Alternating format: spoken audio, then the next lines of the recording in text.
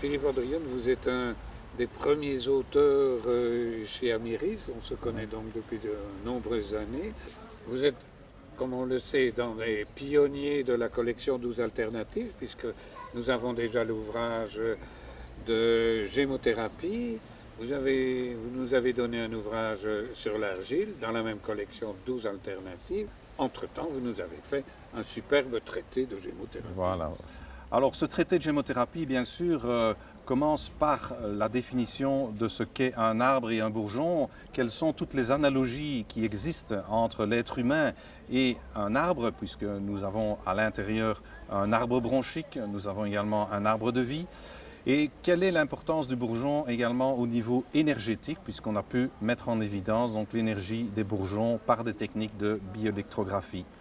Le traité de gémothérapie décrit tous les bourgeons connus actuellement, ça fait environ une cinquantaine de bourgeons, décrit toutes leurs utilisations, comment les associer et bien entendu la définition aussi de la mythologie, mais également comment comprendre un bourgeon, comment comprendre toutes ses propriétés sur l'ensemble des systèmes. Et donc au départ, vous récoltez les bourgeons, une fois qu'il est récolté, vous dites qu'on porte toutes les propriétés de la plante en quelque sorte. Donc toute la richesse de la plante se retrouve dans le bourgeon. Voilà, exactement. Pour le bourgeon de tilleul, tout le monde sait que le tilleul est sédatif, mais l'aubier de tilleul va jouer un rôle sur le côté dépuratif sanguin, sur l'élimination de l'acide urique.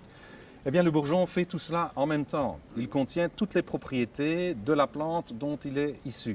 Et c'est ça l'intérêt de la gémothérapie. C'est une médecine phytothérapie plutôt globale, énergétique, cellulaire. C'est l'équivalent des cellules souches que l'on utilise au niveau animal. C'est une médecine qui est sans danger, puisque à basse concentration, et dans le bourgeon, il n'y a pas de produits toxiques. Donc on peut utiliser ça sur de longues périodes, comme pour le cassis par exemple, qui est un adaptogène, qui est une plante, majeure de la gémothérapie, tout comme le figuier par exemple, ou tout comme le romarin, sont des grandes plantes médicinales qui ont fait la preuve de leur innocuité au cours du temps.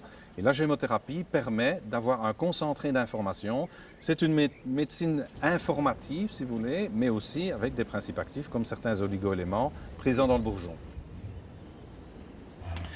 Alors bien entendu, cette gémothérapie est relativement récente, elle date des années 50-60. On utilisait autrefois des bourgeons en phytothérapie traditionnelle, principalement le bourgeon de sapin, le bourgeon de pin, et bien entendu le bourgeon de peuplier qui était utilisé principalement soit en décoction, soit sous forme d'onguent. Donc on connaissait déjà certaines vertus de bourgeons, mais extrêmement spécifiques, et personne n'avait imaginé qu'on puisse faire des extraits de ces bourgeons, et ce n'est que récemment qu'on a mis donc ces bourgeons en macération dans un triple solvant ou alcool-glycérine pour pouvoir donc extraire non seulement les principes actifs, mais aussi ce que le docteur Henry appelait la mise en valeur de l'énergie biologique, donc potentielle des végétaux. C'est sa définition donc, de la gémothérapie.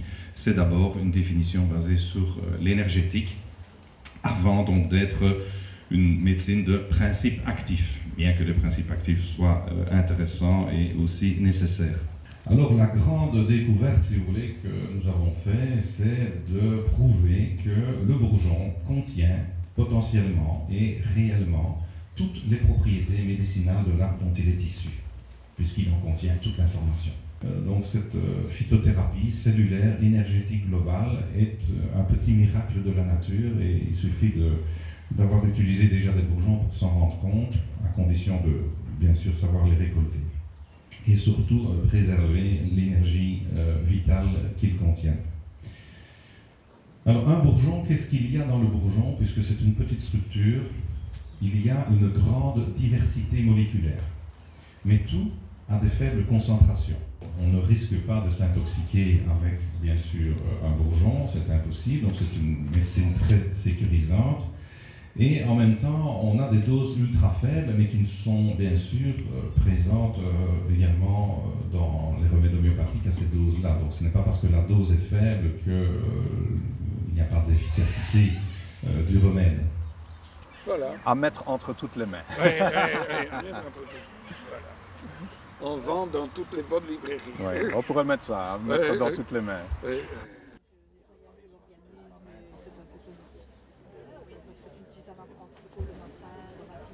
Ça va prendre en la gémothérapie.